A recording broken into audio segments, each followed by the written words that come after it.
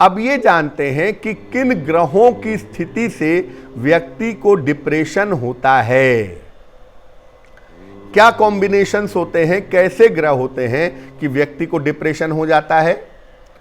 शनि या राहु चंद्रमा को अगर प्रभावित करें तो डिप्रेशन की स्थिति बन जाती है।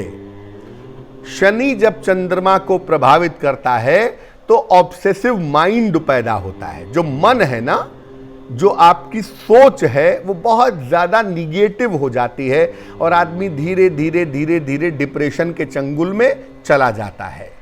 शनि या राहु अगर चंद्रमा को प्रभावित करेंगे तो निश्चित रूप से डिप्रेशन की अवसाद की स्थिति बन जाती है।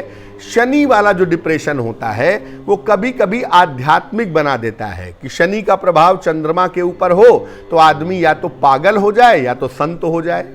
दोनों में से एक पोजीशन आती है कि ज्यादातर मामले में आदमी को डिप्रेशन होता है, पागलपन होता है, और कुछ मामलों में ऐसा होता है कि जब चंद्रमा को शनि प्रभावित करता है तो मन में इतनी पीड़ा होती है, मन में इतनी दिक्कत होती है कि व्यक्ति आध्यात्मिक स्पिरिचुअल हो जाता है।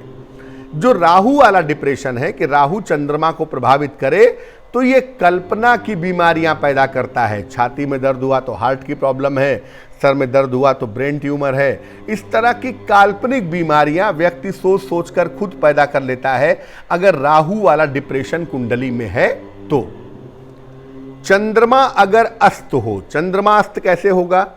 जब चंद्रमा सूर्य के निकटवर्ती अंशों में जाएगा, चंद्रमा सूर्य के नजदीक होगा तो चंद्रमा अस्त हो जाएगा। खासतौर से जिनका जन्म अमावस्या या अमावस्या के आसपास होता है उनकी कुंडली में चंद्रमा अस्त होता है और वहां पर भी अवसाद की, डिप्रेशन की स्थिति बन जाती है।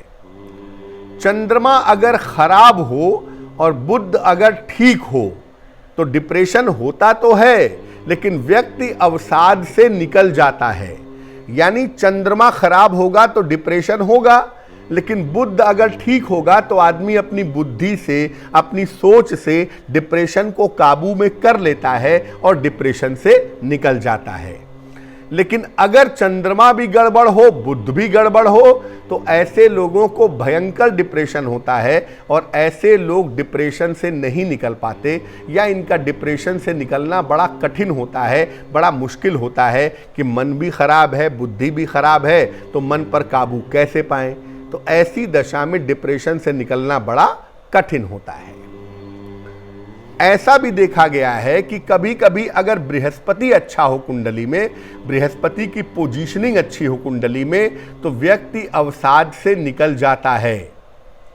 अगर बृहस्पति कुंडली में अच्छा हो तो व्यक्ति डिप्रेशन से बाहर आ जाता है, डिप्रेशन से बाहर निकल लेता है अगर कुंडली में बृहस्पति अच्छा है तो।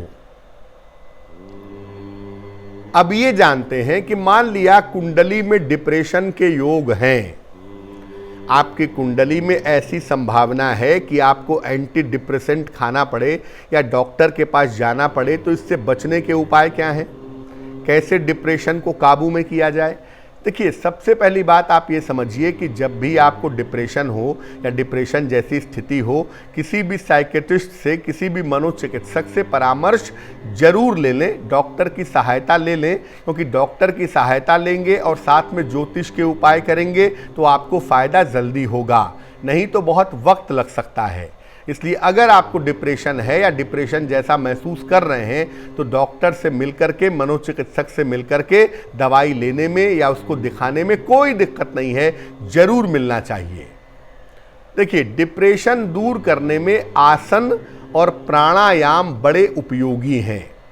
जब आप आसन करते हैं तो शरीर से अलग अलग एंजाइम्स निकलते हैं, शरीर से अलग अलग तरीके के रस निकलते हैं और ये रस आपके सोच को चेंज कर देते हैं।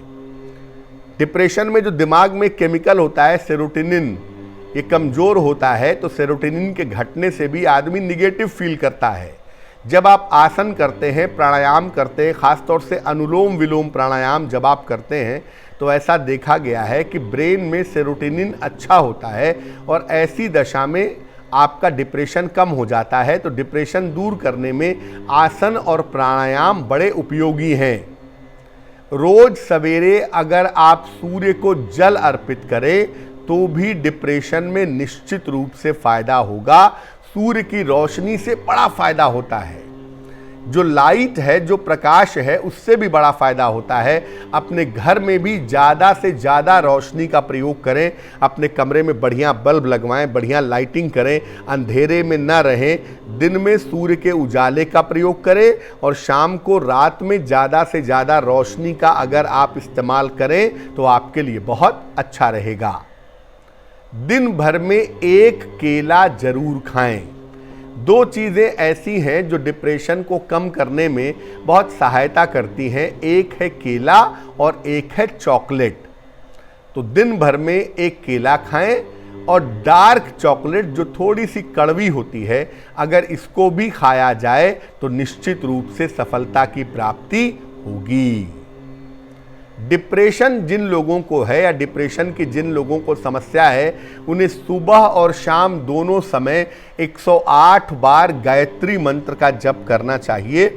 और अगर वो गायत्री मंत्र का जप नहीं कर सकते तो कम से कम गायत्री मंत्र सुने, अपने मोबाइल में लगा के, अपने कंप्यूटर पे लगा के, रेडियो पे, टेलीविज़न पे, टेप पे लगा करके अगर गायत्री मंत्र सुने तो उससे भी निश्चित रूप से फ़ायदा होगा। सलाह लेकर के एक पीला पुखराज या एक पन्ना धारण करना भी बहुत अच्छा होगा। अगर सलाह लेकर के एक पीला पुखराज या एक पन्ना आप पहने तो आपको निश्चित रूप से फ़ायदा होगा, निश्चित रूप से लाभ होगा। लेकिन दोनों मत पहनिएगा, या तो पन्ना या तो पुखराज सलाह लेकर के पहन लीजिएगा। और जिन लोगों को डिप्रेशन है उन्हें सामान्यतः मोती नहीं पहननी चाहिए, क्योंकि अगर कुंडली में चंद्रमा खराब है और आप मोती पहनेंगे तो मोती कभी कभी निगेटिवली रिएक्ट कर देगा, मोती कभी कभी निगेटिव रिएक्शन दे सकता है और इस निगेटिव रिएक्शन की वजह से आप बीमार पड़ सकते हैं, आपका डिप्रेशन ज़्यादा हो सकता है। तो डिप्रेशन के मामले में सबसे अहम बात जो समझिए, डॉक्टर के पास जाने में मत शर्माइए, किसी मनोचिकित्सक की सलाह लीजिए और जो ज्योतिष के उपाय बताए गए हैं उन उपायों का पालन कीजिए, आपको निश्चित रूप से लाभ होगा।